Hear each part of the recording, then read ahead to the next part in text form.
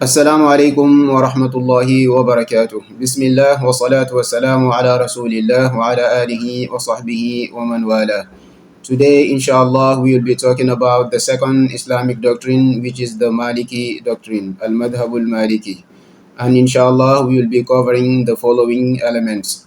Number one is Al-Mu'assis, the founder of the doctrine, that is Imam Malik himself, rahmatullahi ta'ala alayhi, his sheikhs, his prominent students of knowledge, his works, the books he has compiled, and then the fundamentals of his doctrine, then followed by the stages of the Maliki doctrine and the schools of the Maliki doctrine, and the most important books written in the Maliki doctrine. The founder of this doctrine is Al-Imam Malik rahmatullahi ta'ala alayhi. He is considered as the main reference point in the doctrine. The full and official name of Al-Imam Malik is Abu Abdullah Malik ibn Anas al-Asbahi. He was born in Medina in year 93 Hijriya, and he passed away in year 179 Hijriya in Medina as well. And he was buried in the graveyard of Baqi', which is just some meters away from the mosque of the Prophet sallallahu alaihi wasallam.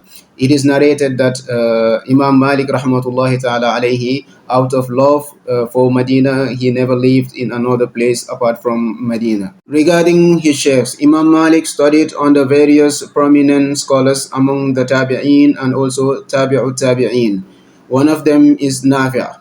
And Nafi' is part of the golden chain in the science of hadith, which is known as As-Silsila al-Dhahabiyya, which is one of the most authentic hadith. And we've earlier mentioned that As-Silsila al-Dhahabiyya, the golden chain, is Malik an Nafi' from Nafi', an Ibn Umar from Ibn Umar, an Rasulullah sallallahu alaihi wasallam from the Prophet. So Nafi is part of the golden chain, and he is one of the prominent sheikhs of Al-Imam Malik.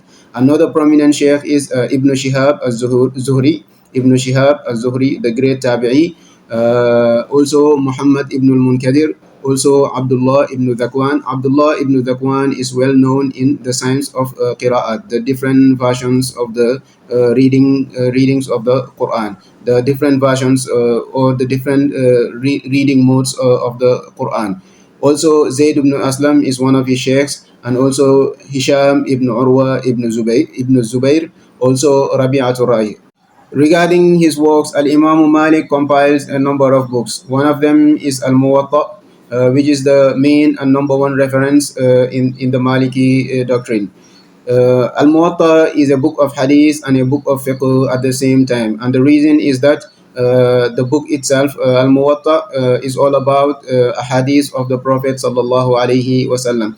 But it is compiled in a way that it contained what is termed as ahadithul ahkam, the ahadith which has ruling, or the types of hadith which a sharia ruling can be derived from. Thus it is having a fiqh approach as well.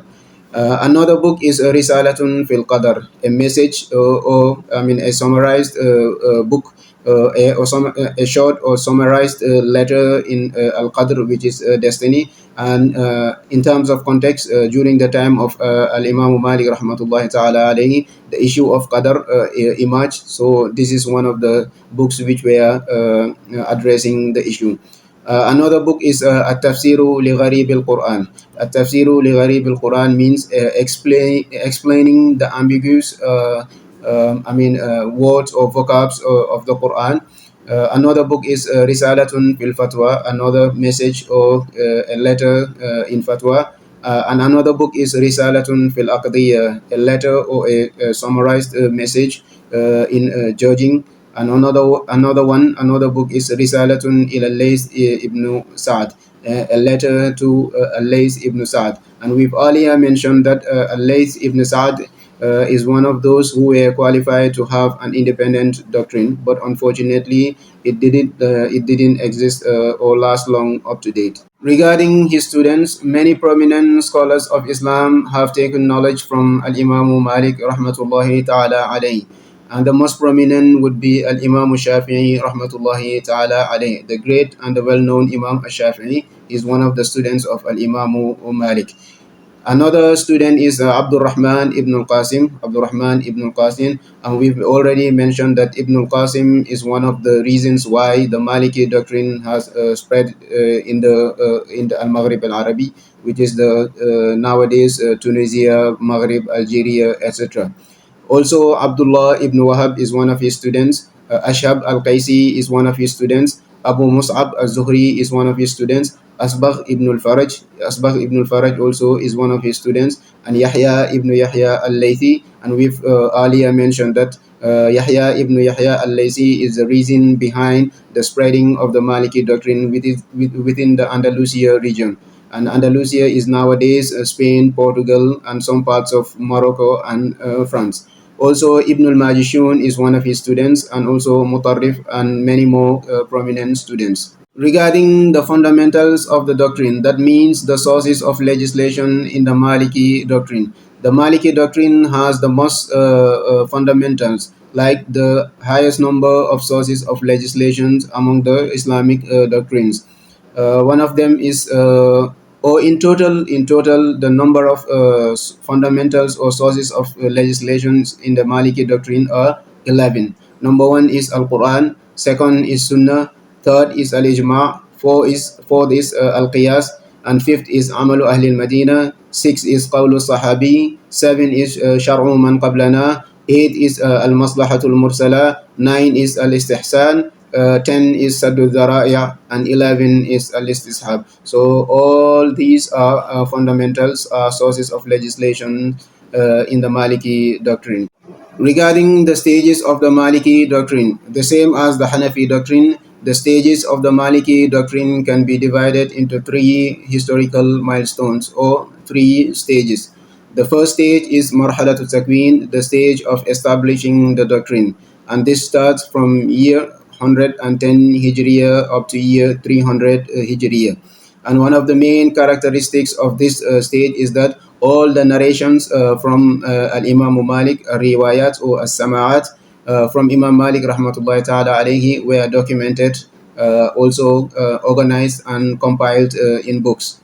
The second stage is Marhalatul Tatawwur. It is the stage in which the Maliki doctrine has evolved, and that starts from year 301 Hijriya up to year 600 Hijriya.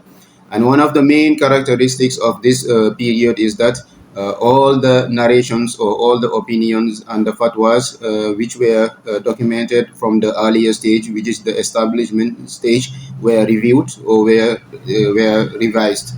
And in case if there's any contradiction between the narrations or between the opinions, a tarjih is done, which is putting one opinion or one text over the other. The third stage is marhalatul istiqrar. You can say the stage of stability. It is the stage in which the Maliki doctrine has reached the state of stability, and that starts from year 600 Hijriya up to date.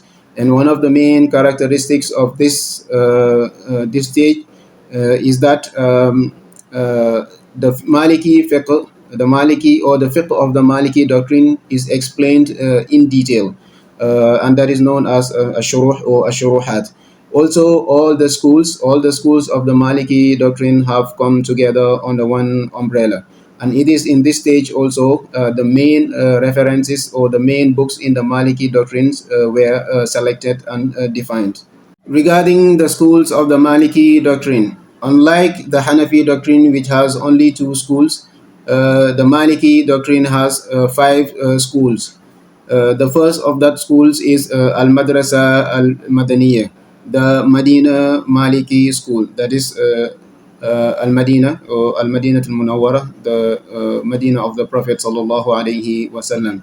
And one of the main characteristics of this school is that they put forward the hadith of the Prophet sallallahu alaihi wasallam, authentic sunnah ahead of Amalu Ahli al-Madina, the actions or the behaviors of the people of Medina, in case there's any contradiction between it and the hadith of the Prophet sallallahu alaihi wasallam.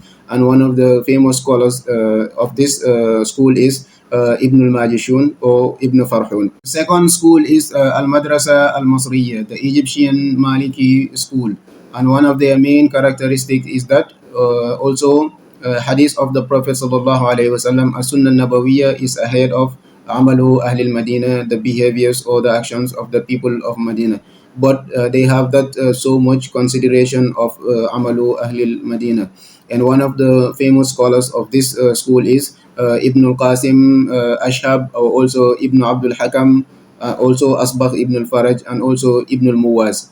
The third school is Al-Madrasa Al-Iraqiyya, the Iraqi Maliki school.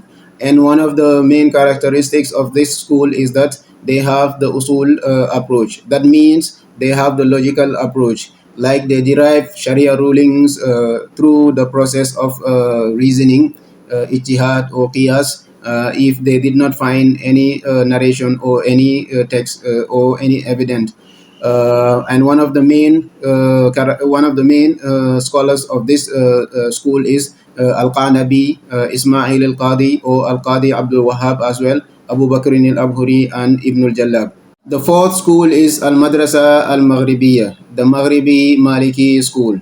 And we've earlier mentioned that Al-Maghrib Al-Arabi, whenever mentioned within the context of Islamic studies, it refers to the nowadays Tunisia, Algeria, Morocco, and those Arab countries which are in that region. Although the nowadays Al-Maghrib specifically refers to Morocco.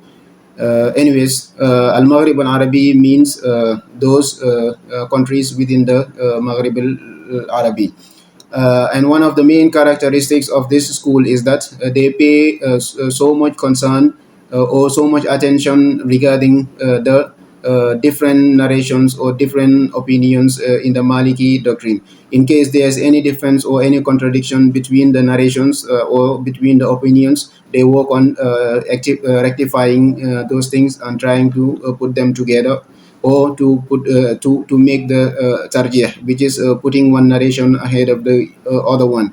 And one of the famous scholars of this school is Asad ibn al-Furat, also Suhnun, and also Ibn Abi Zayd al-Qayrawani, the famous Ibn Abi Zayd al-Qayrawani, the one who authored Risala or Risalatu Ibn Abi Zayd al-Qayrawani. The fifth school is Al-Madrasa Al-Andalusiyya, the Andalusian Maliki school. And it is a mixture, like it is a result of blending between two different schools, which are the Iraqi and also the Maghribian schools. So it is a mixture of the approaches of those two different schools. And one of the famous scholars of this school is Yahya ibn Yahya al-Laythi, and we've mentioned that he is one of the reasons why the Maliki doctrine has spread within the Andalusia region. Also, Al-Utbi is one of their prominent scholars, and also Al-Lakhmi and Al-Baji, and also Ibn Abdul Barr, the famous Ibn Abdul Barr, the one who compiled or wrote the two important books in the Maliki doctrine, Al-Istizkar and also At-Tamhid. Regarding the most important books in the Maliki doctrine or its main references, we have many important books, whether it is categorized as Mukhtasar, a summary of the Maliki doctrine, or it is a Sharh, an explanation of the Maliki doctrine, of course, a detailed explanation of the doctrine, or it is a fatwa or a book of fatwa, a book which compiles all the fatwas regarding the Maliki doctrine, or using the Maliki methodology, the Maliki approach. One of the famous books is Al-Muwatta of Imam Malik, and we have already explained it. Another one is Al-Mudawwana of Suhnun, and we've mentioned that Suhnun is one of the reasons why the Maliki doctrine has spread within the Al-Maghrib al-Arabi. And it is a book which contains a group of narrations and also the fatwas of Imam Malik rahmatullahi ta'ala alayh. Another book is Al-Wadiha Ibn Habib, and also Al-Utbiyya Lil Utbi, that is compiled by Utbi. Another one is Al-Muwaziyya, which is compiled by Ibn al-Muwaz, and also Al-Majmu'a Ibn Abdus. Al-Mudawwana, Al-Wadiha, Al-Utbiyya, Al-Muwaziyya, they are considered as one of the four main references in the Maliki doctrine, or what is termed as Al-Ummahat. Another book which is a reference in the Maliki doctrine is Al-Mabsut, لإسماعيل القاضي. It is compiled by Ismail al-Qadi from the Iraqi school, of course. Another book is the books of Ibn Abi Zayd al-Qayrawani, such as the Risala to Ibn Abi Zayd al-Qayrawani. Also the books of Al-Qadi Abdul Wahhab. In terms, another example of the Maliki, or another important reference in the Maliki doctrine is Mukhtasar Khalil, the summary of the Maliki doctrine, which is authored by Al-Khalil ibn Ishaq, the famous Maliki scholar from the Egyptian school, of course. His Mukhtasar is one of the main references. Usually, when you start learning the Maliki doctrine, you start from the minor books such as Lakhdari. Then you will move up to Risala of Ibn Abi Zayd al-Qayrawani. Then the next level is the Mukhtasar of Khalil. Also, there's one fatwa book which is called Al-Mi'yar al-Mughrib, which is authored by Al-Wansharisi, which is a fatwa or a Maliki fatwa book. So in summary, these are the most important books or the main references in the Maliki doctrine. وصلى الله على نبينا محمد وعلى آله وصحبه وسلم. السلام عليكم ورحمة الله وبركاته.